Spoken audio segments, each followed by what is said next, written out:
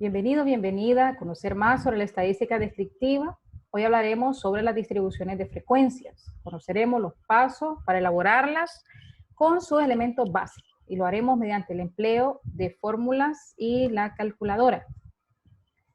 Casi todos los trabajos que se hacen en estadística comienzan con el proceso de recolección de datos, los cuales son necesarios para utilizarlos en el estudio.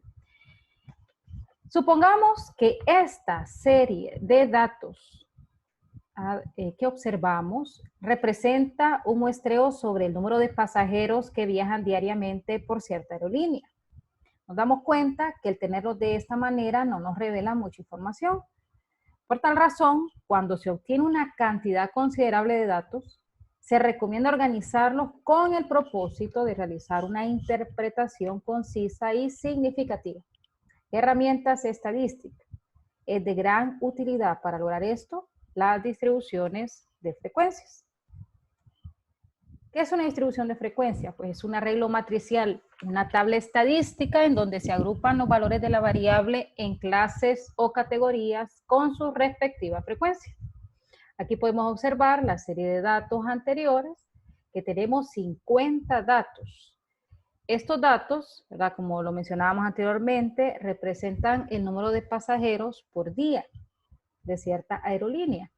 Es decir, aquí hay 50 registros diarios. Por ejemplo, este primer dato que tenemos aquí significa que en ese día se registraron 68 pasajeros, ¿verdad? Que viajaron por esa aerolínea. En este otro día, pues se registraron 72 pasajeros y así sucesivamente tenemos los 50 datos. Aquí tenemos entonces un ejemplo de una parte de una distribución de frecuencia. Entonces vamos a aprender a determinar, ¿verdad?, cuáles son los elementos básicos que debe contener una distribución de frecuencia. Y para ello, pues vamos a conocer los pasos para elaborarlas. El paso número 1 es que si tenemos los datos desordenados, lo primero que tenemos que hacer es ordenarlo y de forma ascendente, es decir, de menor a mayor. Aquí observamos que los datos ya están ordenados, ¿verdad? Están ordenados en el sentido de arriba hacia abajo, de forma vertical.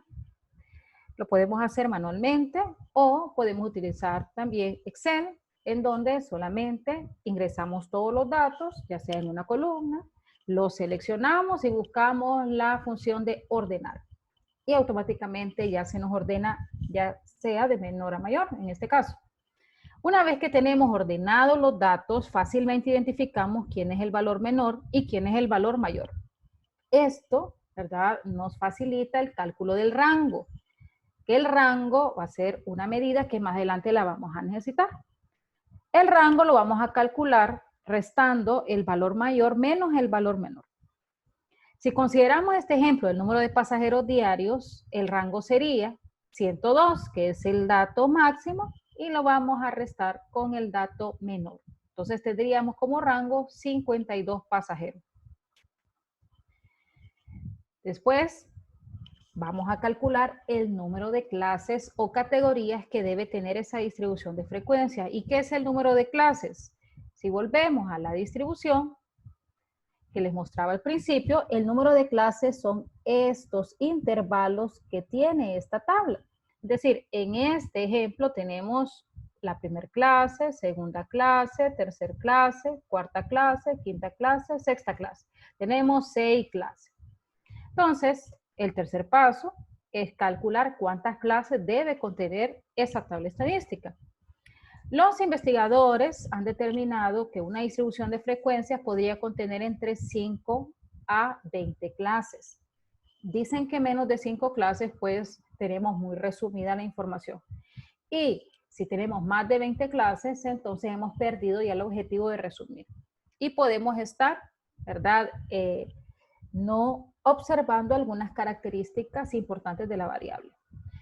Ahora bien, para tener una guía sobre la cantidad ideal, ¿verdad?, del número de clases, podemos optar por cualquiera de estas dos fórmulas, en las cuales se nos da el número de clases considerando cuántos datos nosotros tenemos, ya que la n representa la cantidad de datos con los cuales nosotros estamos trabajando. Cualquiera de las dos fórmulas las podemos utilizar para calcular el número de clases. Si consideramos el ejemplo, tenemos 50 datos. Por lo tanto, si queremos estimar el número de clases, lo único que tenemos que hacer es este procedimiento en la calculadora. La fórmula de Sturges en este caso me dice que voy a operar 1 más 3.3 logaritmo 50. Así como lo veo aquí, así lo ingreso en la calculadora y me da 6.6. Y como es una sugerencia, yo puedo tomar 6 o 7 clases. De igual manera, en la segunda opción, ¿verdad? Sustituimos la n por 50, logaritmo 50 entre logaritmo 2 y nos resulta 5.6. Es decir, que podemos tomar 5 o 6 clases. Como las clases sabemos que son los intervalos, las categorías, prácticamente los renglones que va a contener esa distribución, tiene que ser un dato discreto, es decir, tiene que ser entero. Una vez que ya sepamos cuántas clases debe contener la distribución, es necesario que calculemos el ancho de clase. ¿Y qué es el ancho de clase? En esta distribución, el ancho de clase es la diferencia que hay entre este número de arriba con el número de abajo. Ese es el ancho de clase, ¿verdad? Ya que tenemos que saber hasta qué número voy a terminar la clase anterior y con qué número voy a iniciar la siguiente clase. ¿Cómo obtenemos ese valor, esa diferencia? Lo obtenemos mediante esta fórmula. El ancho de clase, que lo representamos con la letra C, se obtiene dividiendo el rango, que si recuerdan lo habíamos calculado en el segundo paso. Y lo vamos a dividir entre el número de clases. El número de clases va a ser ese paso 3 que ya hicimos. Y usted aquí lo va a sustituir por ese número entero que ya eligió. Si usted eligió aquí 5 clases, pues por 5. Si eligió 6 o 7, lo sustituye aquí. Al dividirlo entonces y aplicarlo en el ejercicio, ¿verdad? Que estamos desarrollando el número de pasajeros diarios, entonces el ancho de clase nos da 5.6. Ahora bien, el ancho de clase es un dato continuo, es decir, que podemos dejar el resultado en número entero o con decimal. Una recomendación es que dejemos el ancho tal cual están los datos originales. Y si observamos, los datos originales son enteros. Por lo tanto, se nos recomienda que el ancho lo dejemos en entero. Eso no quiere decir que si tenemos los datos originales con alguna cifra decimal, también podemos encontrar anchos enteros. Pero en este caso, ¿verdad? Se nos recomienda que lo expresemos tal y como están los datos originales. Por lo tanto, si nos dio 8.6, lo dejamos en 9 unidades. Bien, una vez que ya tenemos calculado las clases y el ancho, ya es hora de que empecemos a construir la tabla o la distribución de frecuencia. Entonces aquí, ¿verdad? Podemos visualizar los datos ordenados que son los que nos van a servir para poder elaborar la distribución. ¿Qué es lo que vamos a hacer? Pues empezamos con establecer, ¿verdad?, los intervalos o las clases. Es importante que en la distribución podamos expresar quién es la variable de nuestro interés, ¿verdad? Que utilicemos aquí las palabras. En este caso, número de pasajeros. Ellos son la variable que forman las clases y lo vamos a identificar con la X. Con la X. ¿Cómo vamos a iniciar las clases? Pues vamos a considerar el dato menor. Es decir, en este caso sería 50. Podríamos establecer como una regla iniciar con el dato menor. En este caso 50 va a ser el primer número que vamos a colocar aquí. Todos los números que están en la izquierda se les denominan límites inferiores y todos los números que están en la derecha, en esta columna, se denominan límites superiores. Entonces, decíamos que el primer valor, el menor, será el límite inferior de la primera clase. Ahora bien, ¿cuál es el ancho que habíamos calculado anteriormente? Nos había dado 9 unidades. Por lo tanto, a ese 50 le vamos a sumar 9 y lo vamos a hacer hacia abajo. 50 más 9, 59. 59 sería el límite inferior de la segunda clase. Por lo tanto, la primera clase tuvo que haber terminado con el límite superior 58. 50, 58, ahí tenemos 9 unidades de ancho. Entonces, 50, más 9 que es el ancho es 59, más 9 que es el ancho, 68, más 9, 77, más 9, 86, más 9, 95. De igual manera lo tenemos para los límites superiores. 58 más 9, 67, más 9, 76, más 9, 85, más 9, 94 y más 9, 103. Y así establecemos entonces lo que son las clases o los intervalos. Ahora bien, ¿cómo sé hasta dónde detenerme con las clases? Pues tengo que fijarme en este último dato, que es 102 en este caso, y me doy cuenta que no terminé necesariamente con 102, pero debo tener el cuidado de que 102 esté en el último intervalo o en la última clase.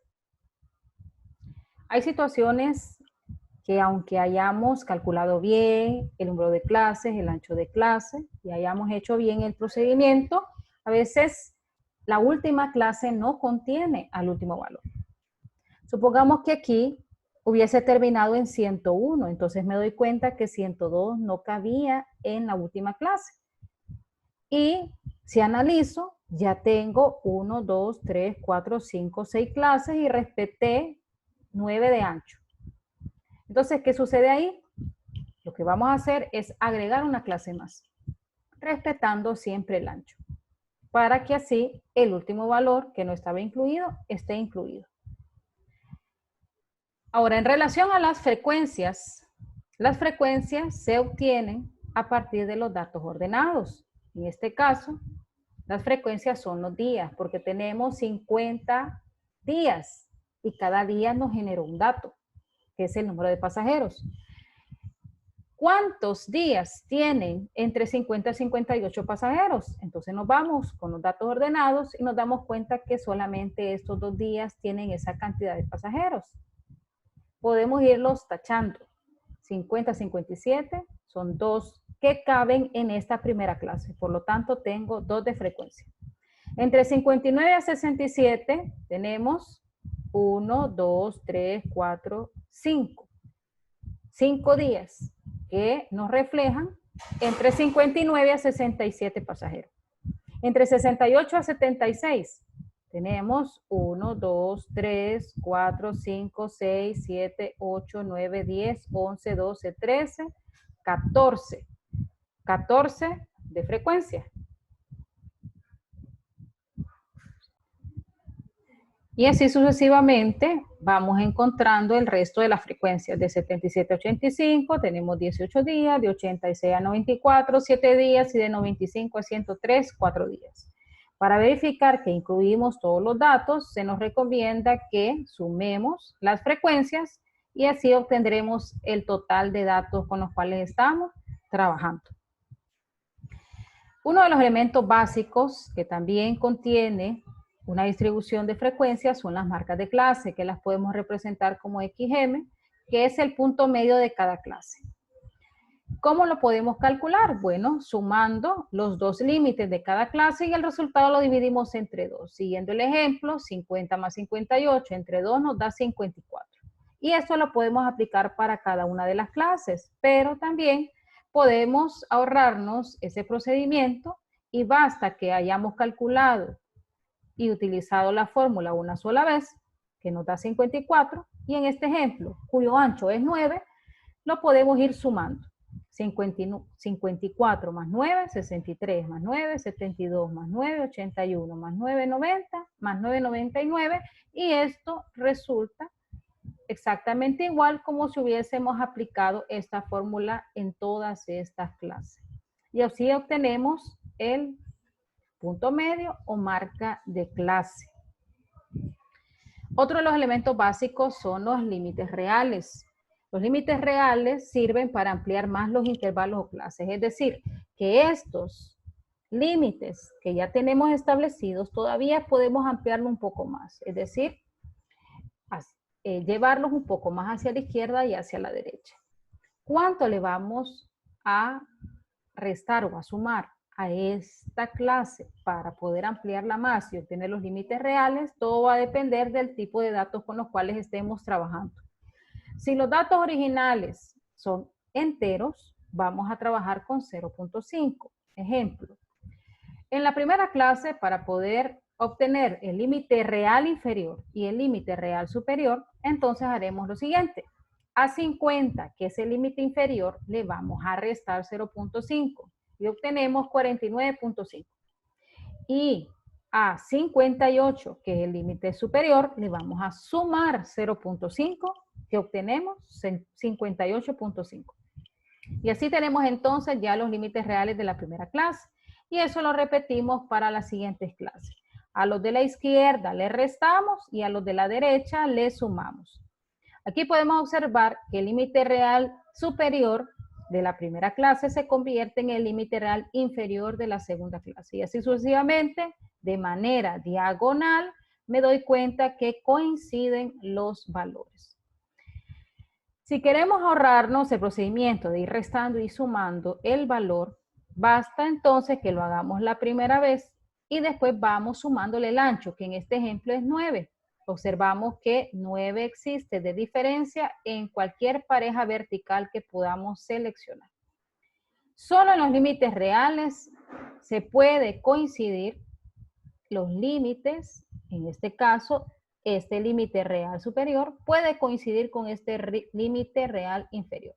Solo en los límites reales. En los límites de las clases no, porque son mutuamente excluyentes. Es decir, que si aquí tenemos 58, no podemos iniciar 58 aquí, la siguiente clase. ¿Qué interpretación, ahora que tenemos la distribución, podemos concluir? La aerolínea puede esperar entre 77 y 85 pasajeros diarios. ¿Cómo llegamos a esa interpretación? Las distribuciones de frecuencia significa que nos vamos a fijar en la frecuencia. Y la frecuencia más alta en este ejemplo es 18, lo que indica que la variable, que en este caso es el número de pasajeros, tiende a comportarse frecuentemente de esta manera. Es decir, que la aerolínea puede esperar entre 77 a 85 pasajeros por día. ¿Y esto por qué? Porque estos son los valores que corresponden a la frecuencia más alta. Ahora bien, si no queremos expresarlo como intervalo, podemos utilizar las marcas de clase. Es decir, que la aerolínea puede esperar como promedio 81 pasajeros en el día. Y hasta aquí, pues tenemos algunos elementos básicos para elaborar distribuciones de frecuencias.